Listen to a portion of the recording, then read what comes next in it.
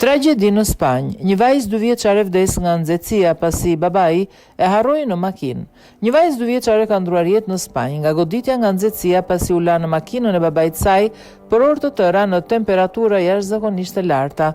Incidenti tragjik ndodhi në qytetin galician të Brion, ku fëmia pësoi një atak kardiak të mërkurën pasi u la në automjet për orë të tëra. Sipas raportimeve, babai i fëmijës harroi ta çonte atë në çerdhe pasi u shpërqendrua nga një telefonat gjatë udhëtimit të mëngjesit. Sipas mediave spanjolle dhe britanike, babai e la djalin më të madh familjes në shkollë, mori një telefonat emergjence për punishten ku punonte dhe u nis drejt atje, duke mos arritur, sipas informacioneve të deritanishme, të ndalonte tek qendra e kujdesit për vajzën e vogël dhe ta linte aty.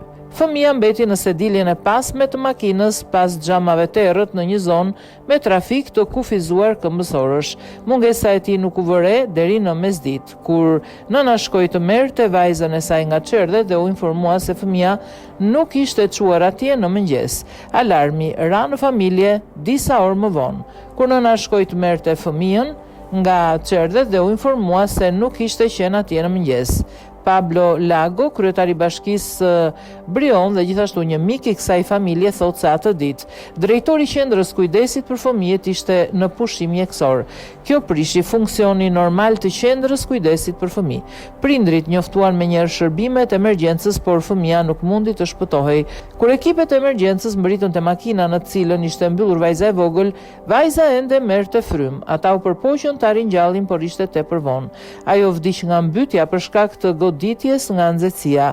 Rasti është duke u hetuar. Policia ka nisur një hetim mbi rrethanat e sakta të incidentit tragjik, ndërsa autoritetet lokale thanë se familja po merr mbështetje psikologjike. Këshilli i qytetit Brion pati shpalli 2 ditë zije në kujtim të fëmijës dhe njoftoi se do të mbahet 1 minutë heshtje. Në një deklaratë shprehu ngushëllimet e tij për familjen, duke deklaruar se do të vinte në dispozicion gjitha burimet e nevojshme komunale për t'i mbështetur ata. Temperaturat më të larta në Spanjë. Aksidenti ndodhi ndërsa Spanja po përballet me një val temperaturash veçanërisht të larta për muajin maj. Agjencia Shtetërore Meteorologjike AEMET paralajmëroi se në disa pjesë të vendit xhiva mund të shkojë 38 gradë Celsius.